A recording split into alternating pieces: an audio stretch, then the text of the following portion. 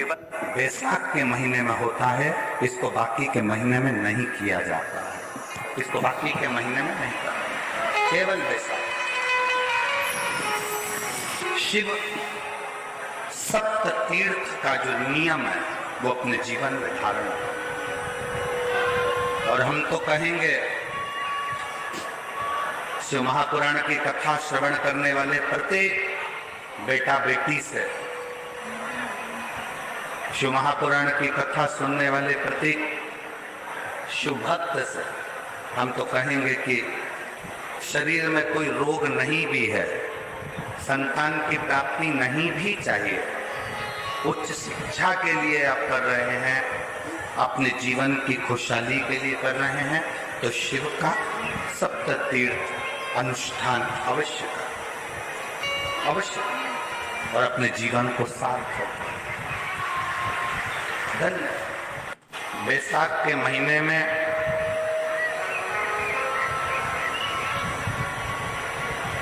शिव सप्त तीर्थ का बड़ा महत्व है।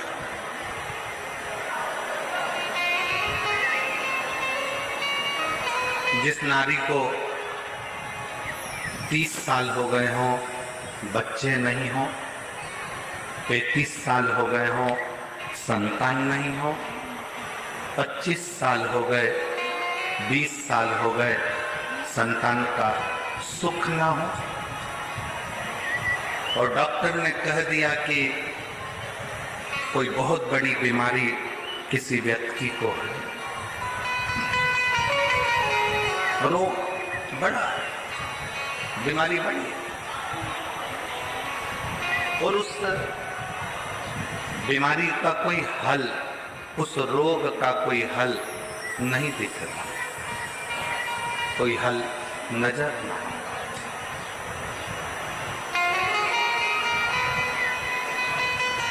कोई हल दिख ना रहा। तो बैसाख महीने में शिव सप्त तीर्थ का एक अनुष्ठान अपने जीवन में जरूर करें। मट्टी के पात्र में जल भरना और मट्टी के पात्र में जल भरकर प्रतिदिन रोज 7 दिन का ये नियम होता है सप्त तीर्थ का। सप्त तीर्थ बस विराम जो है उसका प्रदोष के दिन होना चाहिए। और बैसाख के महीने में जब आप सप्त तीर्थ का अनुष्ठान करें, 1 घड़ा जल का रोज भरें प्रतिदिन, और 1 बेलपत्र, 1 शमी पत्र उस घड़े के नजदीक में कोई पात्र में अवश्य रखें। पात्र को, जो जल का घड़ा है, जल का पात्र है, उसको मट्टी के ही दीप से या कोई श्वेत वस्त्र जिसको मला गया हो, धोया गया हो, साफ हो, उस वस्त्र से ढक। एक दिन एक शिवालय में जाएं, शमी पत्र अशोक सुंदरी वाली जगह पर समर्पित करें।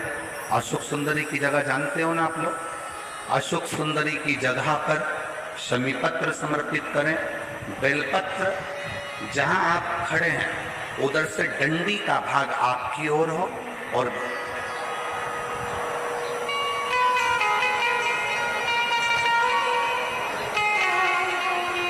जहां आप खड़े हैं वहां डंडी का भाग आपकी ओर हो, और बेलपत्र शिव जी को समर्पित करा जाए। फिर जो मट्टी के पात्र में जल है वो भगवान शंकर को अपनी कामना कर कर शिव जी को समर्पित कर। संतान के लिए कर रहे हो तो वहीं से जल को एक कटोरी में, एक पात्र में झेल लीजिए। उस जल का आधा भाग नंदी के पास बैठकर आप ग्रहण कर लो, आधा भाग अपने पति को देना प्रारंभ कर दो। कोई रोग के लिए कर रहे हो, किसी बीमारी के लिए कर रहे हो, तो वो जल आप अपने घर की देहली में प्रवेश करने के पहले अपने मुख में उसको ग्रहण करें। एक दिन में एक शिवालय, दूसरे दिन दूसरा शिवालय, तीसरे दिन तीसरा शिवालय। अगर अपने नगर में, अपने गांव में, अपने क्षेत्र में 7 शंकर के मंदिर नहीं हो, तो यदि अपने गांव में, अपने नगर में, अपने क्षेत्र में 7 शंकर के शिवालय नहीं हो, तो मिट्टी का शिवलिंग बनाकर उस पे चढ़ा, पर रोज एक शिवालय अलग होना चाहिए। प्रदोष के दिन जब आप इस सप्त तीर्थ का विराम करेंगे, उस समय पर जल, जब प्रदोष काल आए, प्रदोष काल का जब समय हो जल चढ़ाओ सुबह, और प्रदोष काल का जब समय हो उस जल का पान उस प्रदोष काल में कर ले। प्रदोष को, जो प्रदोष काल में उस जल को शंकर का पंचाक्षर मंत्र नमः शिवाय, षडाक्षर मंत्र ओम नमः शिवाय या श्री शिवाय नमस्तुभ्यम बोलकर प्रदोष काल में उस जल का पान करें। बाबा को प्रार्थना करें, शिव से विनय करें। ये नियम केवल बैसाख के महीने में होता है, इसको बाकी के महीने में नहीं किया जाता है। इसको बाकी के महीने में नहीं करते, केवल बैसाख। अब जरा माताएं बड़ा ध्यान लगाकर सुनिएगा, कथा चूके ना। आपको 10 जगह जाकर सिर नवाने की जरूरत ना पड़े, एक महादेव के चरणों से ही आपका आनंद सुख प्राप्त हो जाए। एक मट्टी का पात्र, और मट्टी का अगर कोई कलश है छोटा सा, उस कलश के ऊपर तांबे का कलश,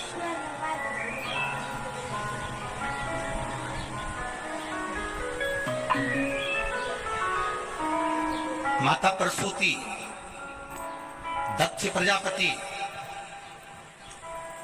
और माता वीरणी, इन तीनों का स्मरण कर जो बड़ के पेड़ के नीचे जो शिवलिंग हो, बड़ के पेड़ के नीचे जो शिवलिंग विराजमान हो, चाहे वो ओटले पर हो, चाहे वो पत्थर का हो, चाहे वो सीमेंट का हो, चाहे वो कंकर का हो, चाहे वो मार्बल का हो, चाहे वो जिस भी चीज का हो, बड़ के पेड़ के नीचे जो शिवलिंग हो, उसमें सीधे जब आप कलश लेकर जाएंगे तो मिट्टी का पात्र, उसके ऊपर तांबे का पात्र भरा हुआ, दोनों को एक साथ पकड़ कर ले जाएंगे। पर जब आप शिवलिंग पर दक्ष प्रजापति, प्रसूति और वीरणी, इन तीनों का नाम लेकर सीधे हाथ में मट्टी का पात्र और उल्टे हाथ में तांबे का पात्र लेकर धीरे धीरे शिवलिंग पर जल समर्पित करेंगे, और उस जल का पान उसी वट वृक्ष के नीचे दोनों पति पत्नी अगर पान कर लेते हैं और संतान की कामना कर लेते हैं, तो भी मेरा महादेव संतान प्रदान करता ही करता है।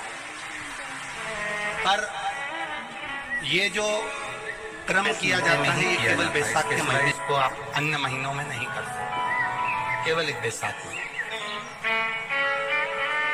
और हम तो कहेंगे बैसाख महीने की जब शिवरात्रि आए या बैसाख महीने में अष्टमी तिथि आ जाए या बैसाख महीने में सोमवार का दिन पड़ी जाए, तो प्रयास करना कि आप संतति के लिए, संतान के लिए आप ये प्रयोग कर सकें।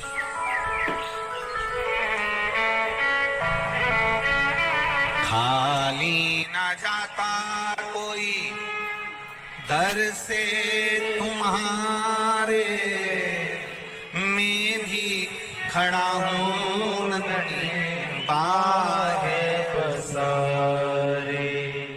बाबा, आपके चरणारविंद का रस तत्व हमें प्राप्त। प्रसूति शिव महापुराण की कथा जितनी भी माताएं सुन रही हैं, जिनके घर में 30-30 साल तक औलाद भी नहीं हुई हो, 15 साल, 18 साल, 10 साल, 20 साल, अगर संतान का सुख भी नहीं है, तो वे विश्वास करता है जिसने 7 दिन की प्रसूति शिव महापुराण की कथा 7 दिन की अगर पूरी भले मोबाइल पर सुने, चाहे टीवी पर सुने, चाहे पंडाल में सुने, कामना कर कर झोली पसार कर अगर दिल से सुनेगी तो ये झोली भले 30 साल क्यों ना हो गए हो तो भी वो भरेगा जरूर, ये निश्चित है।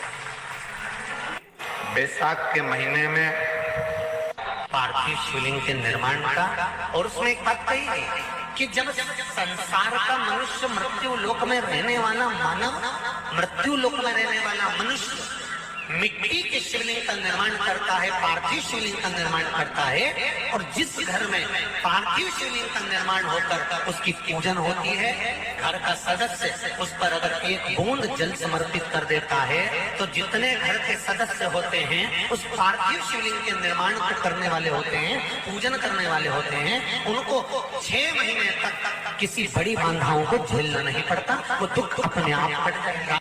बैसाख का महीना चल रहा है, शंकर के शिवालय में जाओ, शिव के शिवालय में 3 स्थानों का स्पर्श अवश्य जरूर।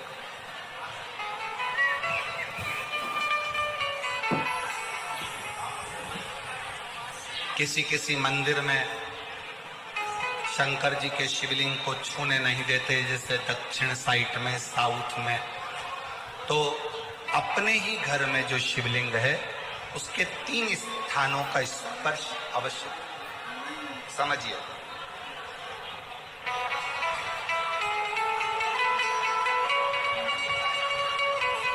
पहला, शंकर भगवान के जहां से जल बहता है उस स्थान, ये जलाधारी है, जल बहता है, ये शिवलिंग है, यहाँ से जो पानी नीचे की ओर जाता है उस स्थान का स्पर्श अवश्य है।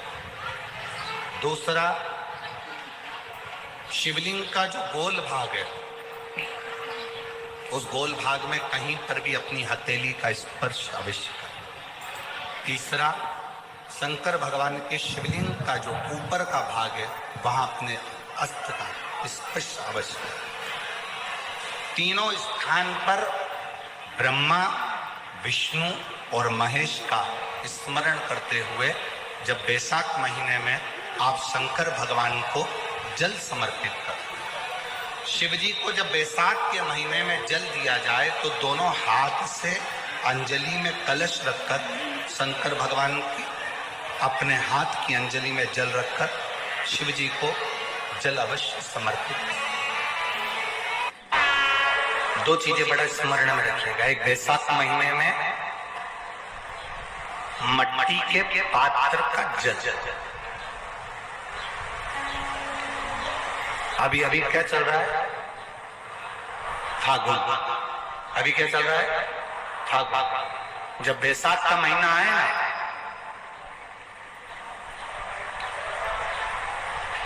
जितने यहाँ बैठे और जितने आस्था चैनल पर सुन रहे हो, जितने फेसबुक यूट्यूब पर कथा श्रवण कर रहे हैं, जितने मोबाइलों पर देख रहे हैं, प्रयास करना, बैसाख के महीने में मिट्टी के पात्र में जो रात्रि भर जल रखा हो, मिट्टी के पात्र में, अगर आपके पास में घड़ा हो, हंडा हो, नी हो, तो दिया हो, दीपक हो, कुल्लड़ हो, कोई भी तुम्हारे पास में जो मिट्टी का पात्र, उसमें जल भरना।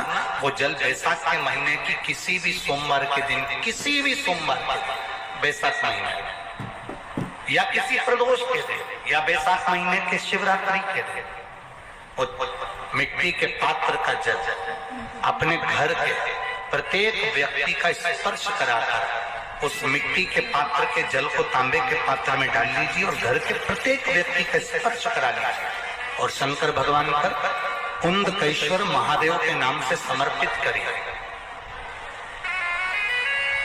कुंदकेश्वर महादेव। कभी जीवन में पीछे पलट कर देखने की जरूरत नहीं पड़ेगी, आप उन्नति की सीढ़ी की ओर बढ़ते चले जाएं। बैसाख महीने में कभी एक विचार करिएगा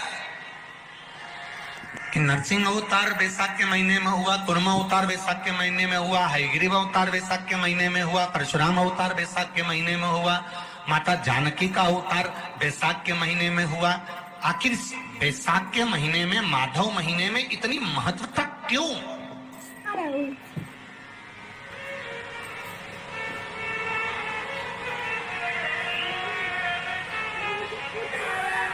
बैसाख के महीने में पड़ने वाली एकादशी, चतुर्थी, प्रदोष,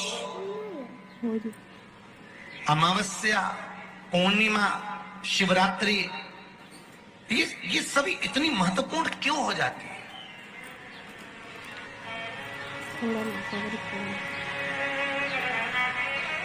इसकी महत्वता इतनी प्रबल क्यों हो जाती है?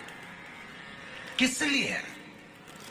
क्योंकि बैसाख का जो महीना पड़ता है, सूर्य की संपूर्ण तपन, सूर्य देव अपने पूर्ण तेज के साथ में, पूर्ण तेज के साथ में मृत्यु लोक के निवासियों पर, चाहे जलचर हो, थलचर हो, वायुचर हो, चाहे जो जीव हैं, उस पर जब किरण फेंकते हैं तो संसार का जो मनुष्य है उस पर जब ताप पड़ता है तो ताप पड़ने के कारण उसके मुख से भगवान का नाम निकल ही जाता है, स्मरण नाम निकल ही जाता है। जब उसके मुख से भगवान का नाम निकलता है तो वो भगवान की शरणागति खुद ग्रहण कर लेता है स्वयं।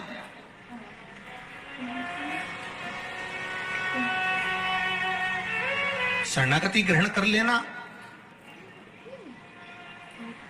बैसाख की पोथी पढ़ते हो आप लोग?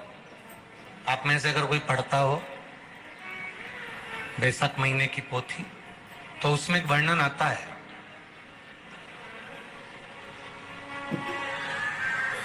गीता प्रेस गोरखपुर के कल्याण अंक में भी आप ये पावन बैसाख चरित्र श्रवण कर सकते हैं। उसमें बैसाख महीने की पोथी में 10वें दिवस की कथा में 10वें अध्याय में एक व्याध और शंख मुनि का चरित्र आता है।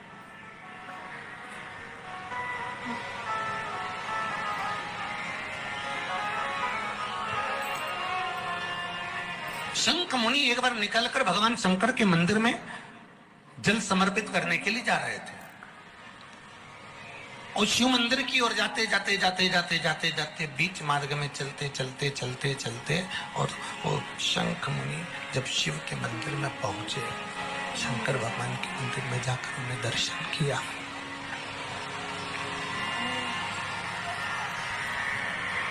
जल का पात्र उठाया और वो जल का पात्र उठाकर जब भगवान शिव को समर्पित कर रहे थे तो उसी समय जल का पात्र उठाकर जब शंकर भगवान को समर्पित करा गया और शंख मुनि निकलकर जब बाहर आ रहे थे, श्री शिवाय नमस्तुभ्यम, श्री शिवाय नमस्तुभ्यम, श्री शिवाय नमस्तुभ्यम। बैसाख माह की अष्टमी तिथि के यह उपाय सभी अवश्य करें। वीडियो अच्छा लगे तो वीडियो को लाइक, सब्सक्राइब, कमेंट करना मत भूलें। आप माताओं बहनों से सभी से यही रिक्वेस्ट करती हूँ कि वीडियो को ज़्यादा से ज़्यादा शेयर करें, लाइक करें, सब्सक्राइब करें। सभी लोग से यही रिक्वेस्ट है, मेरा वीडियो पूरा वॉच कीजिए और देखिए, लाइक सब्सक्राइब कमेंट करते रहिए। इसको बाकी के महीने में मेरा नहीं भी किया सपोर्ट जाता, कीजिए। इसको बाकी के महीने में नहीं, केवल बैसाख।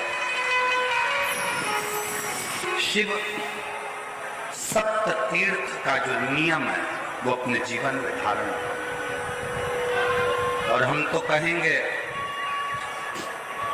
शिव महापुराण की कथा श्रवण करने वाले प्रत्येक बेटा बेटी से,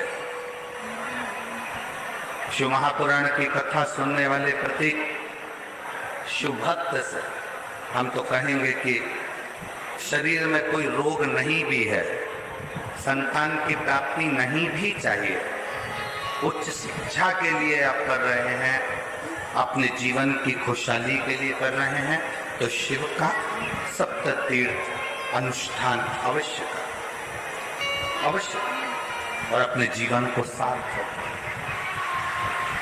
करें। बैसाख के महीने में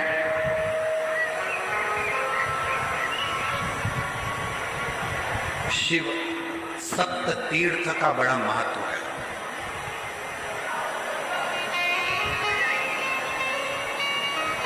जिस नारी को 30 साल हो गए हों, बच्चे नहीं हो, 35 साल हो गए हों, संतान नहीं हो, 25 साल हो गए, 20 साल हो गए, संतान का सुख ना हो, और डॉक्टर ने कह दिया कि